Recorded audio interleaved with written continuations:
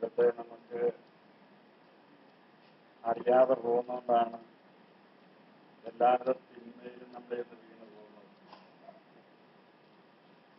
ദൈവത്തെ അറിഞ്ഞിട്ട് തിന്മയിലേക്ക് വീഴുന്ന മക്കൾക്ക് പിന്നെ അതിൽ നിന്ന് മോചനമില്ല. പ്രഭാഷണ പുസ്തകം 5-ാം അധ്യായത്തിന്റെ 5-ാമത്തെ വാക്യത്തിൽ പറയുന്നുണ്ട്, ക്ഷമിക്കുമെന്നവർക്ക് വീണ്ടും വീണ്ടും പാപം ചെയ്യരുത്. ദൈവം ക്ഷമിക്കും. വീണ്ടും വീണ്ടും പാപത്തിൽ തുടർന്നാൽ വൻ തകർച്ചയിലേക്കാണ് നമ്മളെ എത്തുക. നമ്മൾ ചെയ്തു വിടുന്ന പാപമാണ് നമ്മളെ രോഗികളാക്കുന്നതും കുടുംബ തകർച്ചകളും നാശത്തിനും കാരണമാകുന്നത്. പാപകരമായ പ്രവൃത്തിയിൽ നിന്ന് ഒഴിഞ്ഞു നിന്നാൽ വലിയ അനുഗ്രഹമാണ് നമുക്ക് സ്വീകരിക്കാൻ സാധിക്കുന്നത്. നമ്മുടെ താൽക്കാലികമായിട്ട് ലോകത്തിൻ്റെതായിട്ടുള്ള സാമ്പത്തികവും ഭദ്രതയൊക്കെയാണ് നമ്മൾ ആഗ്രഹിക്കുന്നത്. നിത്യജീവന്റേതായിട്ടുള്ള സമർപ്പണം ഒരിക്കലും അവർ തിരിച്ചറിയാൻ സാധിക്കുന്നില്ല. ഒരുവൻ ദൈവത്തെ യഥാർത്ഥത്തിൽ അറിയുമ്പോഴാണ് ദൈവവുമായിട്ടുള്ള ബന്ധം നിലനിർത്തി പോകാൻ സാധിക്കും. എല്ലാ നന്മകളും നൽകുന്നത് ദൈവമാണ്. നൽകിയിട്ടുള്ള എല്ലാ നന്മകളും പിൻവലിക്കുന്നതും ദൈവം തന്നെയാണ്. കർത്താവ് പറയുന്നുണ്ട്, എന്നോട് കൂടെ ആയിരുന്നാൽ ഞാൻ എപ്പോഴും നിന്നോട് കൂടെ ഉണ്ടായിരിക്കും. റോമായിട്ട് 31 പറയുന്നുണ്ട്, ദൈവം നമ്മുടെ പക്ഷത്താണെങ്കിൽ ആര് നമുക്ക് എതിര് നിൽക്കും? ദൈവം നമ്മുടെ കൂടെ ഉണ്ടെങ്കിൽ ഈ ലോകത്തിലുള്ള ഒരു ശക്തിക്കും നമ്മളെ എതിർക്കാൻ സാധിക്കില്ല. കാരണം ശക്തനായവന്റെ കരമാണ് നമ്മളോട് കൂടെ ഉള്ളത്. 1 പത്രോസ് 5-ാം അധ്യായത്തിന്റെ 7-ാമത്തെ വാക്യത്തിൽ പറയുന്നുണ്ട്, ശക്തമായ കരത്തിന് കീഴിൽ താഴ്മയോടുകൂടി നിൽക്കുക, തക്ക സമയത്ത് അവൻ നിന്നെ ഉയർത്തും. ദൈവത്തെ അറിയേണ്ട കാലഘട്ടങ്ങൾ, ദൈവത്തിനായിട്ട് ജീവിക്കേണ്ട കാലഘട്ടങ്ങളാണ് കടന്നു വന്നുകൊണ്ടിരിക്കുന്നത്.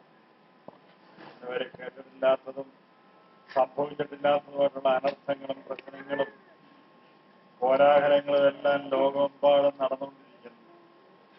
ഒരുപാട് പ്രശ്നങ്ങൾ. അതിൽ നിന്നെല്ലാം അതിജീവിച്ച് മുന്നോട്ട് പോകണമെങ്കിൽ ദൈവീയ സംരക്ഷണമില്ലാതെ ഒരിക്കലും സാധ്യമാകുകയില്ല. നമ്മുടെ കഴിവാണ്, നമ്മുടെ ശക്തിയാണെന്നൊക്കെ നമ്മൾ ചിന്തിക്കുന്നു.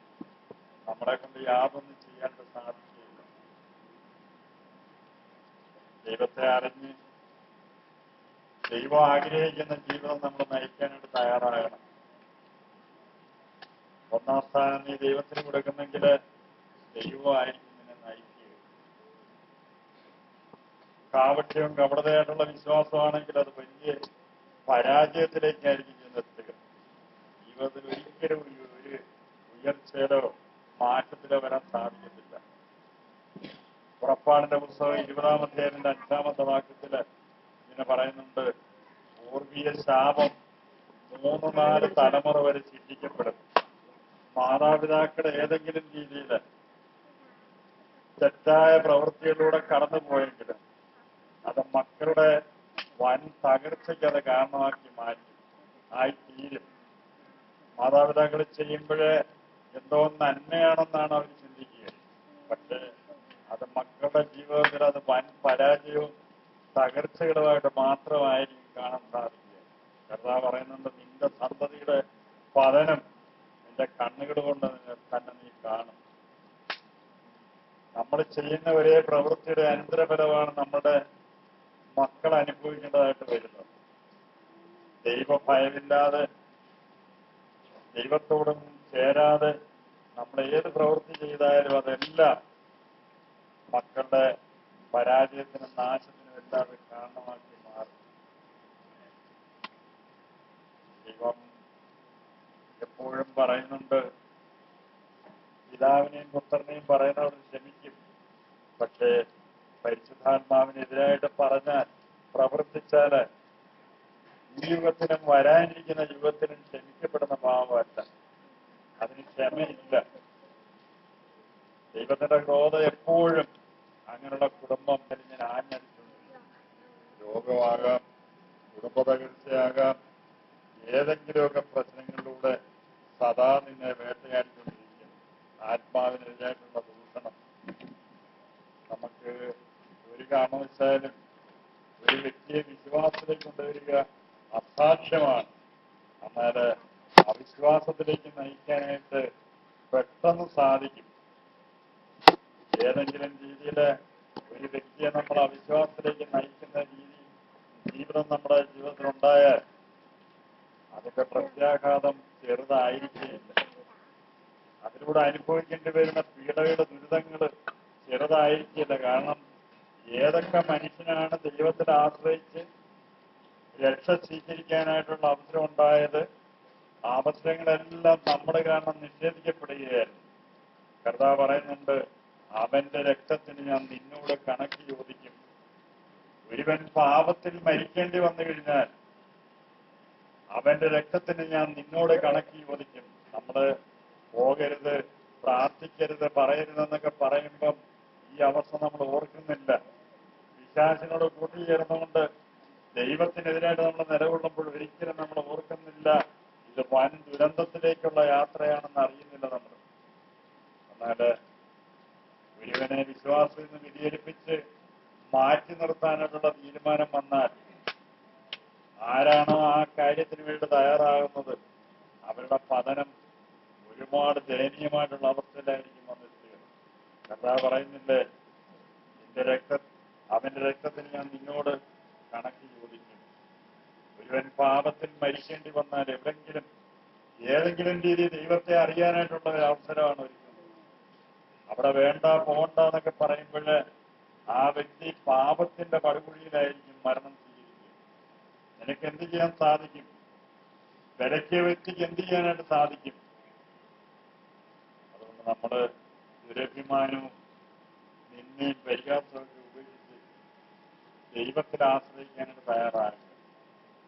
ഏതെങ്കിലും രീതിയിൽ അങ്ങനെയുള്ള അവസ്ഥകള് ദൈവദൂഷണത്തിന് കാരണമായി തീരുന്ന അവസ്ഥകൾ വരുന്നെങ്കിൽ കണിശമായിട്ടും നമ്മൾ, കാരണം ദൈവത്തെ തളർത്താനോ നശിപ്പിക്കാനോ ലോകത്തിന് സാധിക്കുകയില്ല. ഞാൻ ദൈവത്തിനെതിരായിട്ട് നിലകൊള്ളാതിരിക്കുമ്പോൾ ഓർക്കുക, ഞാൻ ഒരുങ്ങുന്നത് എന്നെ തന്നെ നശിപ്പിക്കാനായിട്ടാണ്. ഞാൻ ഇല്ലാതായി പോകും. കാരണം ദൈവത്തിന്റെ ഒരു നോട്ടത്തിന് ധൈര്യത്തില്ല. അപ്പൊ പിന്നെ നമ്മളെ കൊണ്ട് എന്ത് ചെയ്യാൻ പറ്റും? അപ്പൊ നമ്മൾ ദൈവത്തിനെതിരായിട്ട് പ്രവർത്തിക്കാതിരിക്കുമ്പോഴ് പിശാചാണ് ചെയ്യിക്കുന്നത്. പിശാചിനോട് ഞാൻ കൂട്ടിയാൽ തയ്യാറല്ല എന്നുള്ള ബോധത്തിലേക്കാണ് നമ്മൾ വരുന്നത്. ആരോടും വെറുപ്പും വിരോധവും വൈരാഗ്യവും വെച്ച് പുലർത്താതെ എല്ലാവരോടും ഹൃദയപൂർവ്വം ക്ഷമിക്കാം. ഞാൻ വെറുപ്പ് വെച്ച് മാറ്റി നിർത്തിയിരിക്കുന്നത് ദൈവത്തെയാണോ നിങ്ങൾക്ക് അറിയില്ല. അവരുടെ മറവിൽ ദൈവമാണോ നിങ്ങൾക്ക് വന്നിരിക്കുന്നത് നിങ്ങൾക്ക് അറിയില്ല, അറിയാൻ സാധിക്കില്ല. ആരോടെങ്കിലും വെറുപ്പോ വിരോധം വെച്ച് പുലർത്തിയാൽ അത് വെറുക്കുന്ന വ്യക്തിയുടെ ഒരുപാട് തകർച്ചയ്ക്കും നാശത്തിനും രോഗത്തിനും കാരണമായിട്ട് തീരുകയാണ്. അതുകൊണ്ട് വെറുപ്പ് ഒരുപാട് പ്രശ്നങ്ങൾ സൃഷ്ടിക്കും. അതിൽ നിന്ന് ഒഴിഞ്ഞു മാറാനായിട്ടാണ് ദൈവം നിന്നോട് പറയുന്നത്. അതുകൊണ്ട് നമുക്ക് ആരോടെങ്കിലും ഏതെങ്കിലും രീതിയിൽ വെറുപ്പോ വിരോധമൊക്കെ ഉണ്ടെങ്കിൽ അതെല്ലാം ഈശ്വര നാമത്തില് ക്ഷമിക്കാം. കർത്താവേ, നിന്നെ ഞാൻ ഇനി മാറ്റി നിർത്തില്ല. ആരോടെങ്കിലും വെറുപ്പ് വെച്ച് പുലർത്തുന്നെങ്കിൽ ഇന്ന് തന്നെ ഞാൻ അവരോടെല്ലാം രമ്യതപ്പെടും, ക്ഷമ ചോദിക്കും, തീരുമാനമെടുക്കാം. പ്രാർത്ഥനയിലേക്ക് അമ്മ വരാം. പിതാവിന്റെയും പുത്രന്റെയും പരിശുദ്ധാത്മാവിന്റെയും നാമത്തിലാണ്. എന്റെ പിതാവേ, ഇന്ന് രാവിലെ വാക്കുണ്ടോ പ്രവൃത്തിയുണ്ടോ ആരുടെയെങ്കിലും ഈ ലോകത്തോട് യേശുവേ